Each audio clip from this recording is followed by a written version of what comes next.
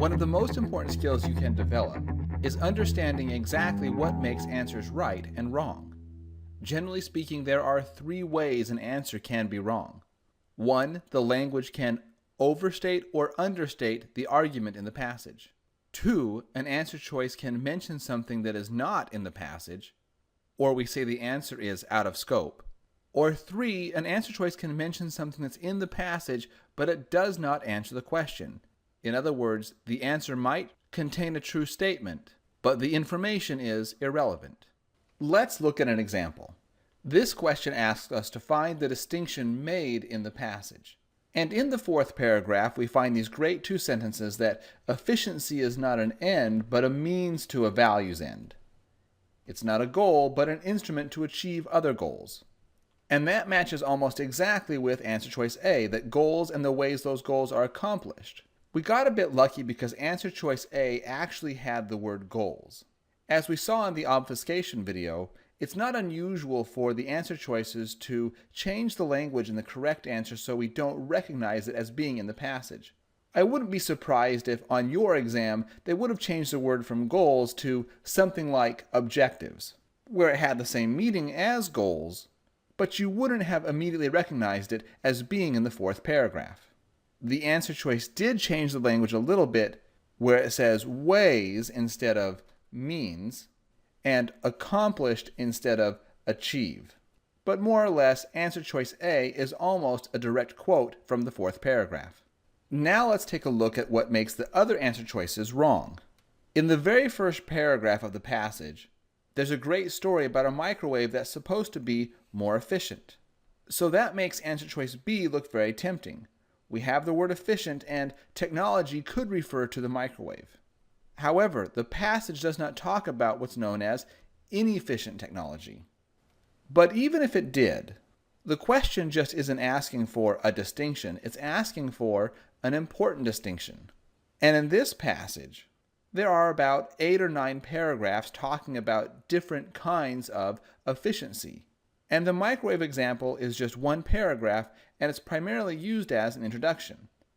So even if they talked about efficient versus inefficient microwaves, you probably couldn't justify it as being important.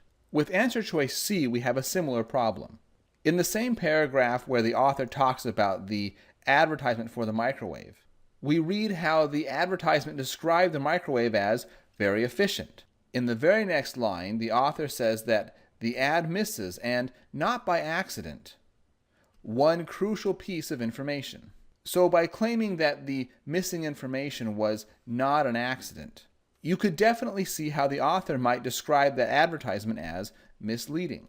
So the passage does talk about misleading advertising, but we never get a comparison. We never get to find out what representative advertising looks like.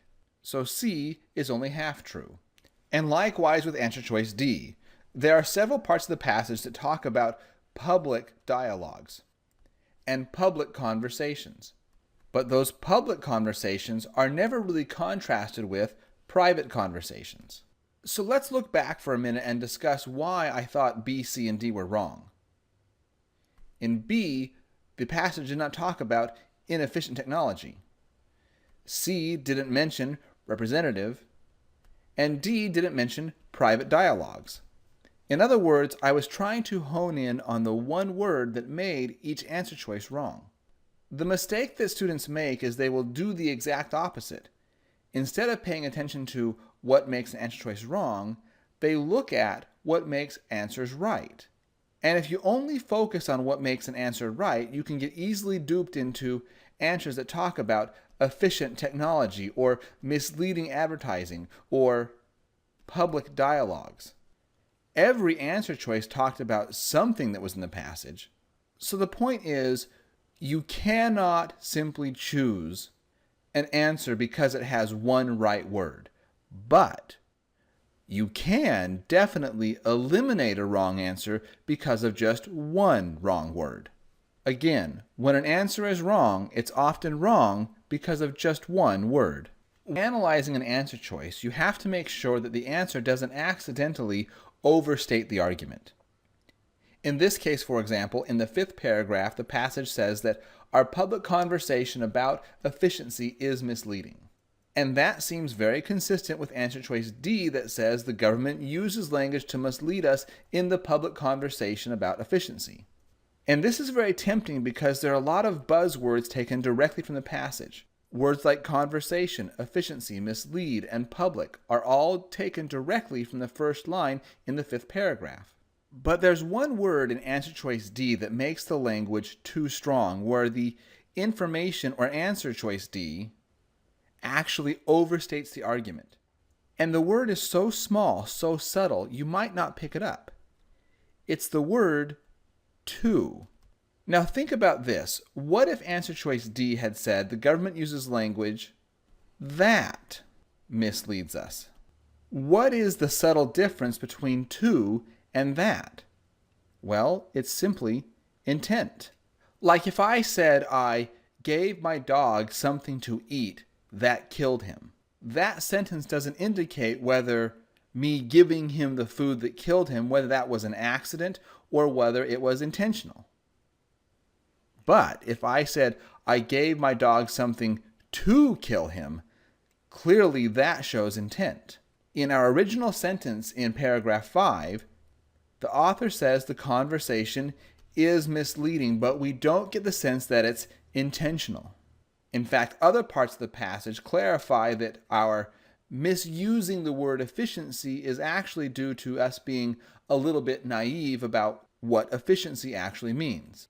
And now if you look at the language in answer choice A, where it says language has the power to shape how citizens think, having the power to do something and doing it are actually two very different things. Virtually everyone has the power to steal. But obviously, not everyone does steal. In B, the language says the language can be misused. And in C, it says that language sometimes leaves out important information. Answer choice A, B, and C all have this same ambiguity about what's actually happening and what the intention is. In this case, the question is asking us which is supported least by the passage. Answer choices A, B, and C all have soft, vague answers. And soft, vague answers have a higher likelihood of being true, while answers that subtly overstate the argument, even if it's just by one two-letter word, those answers are wrong.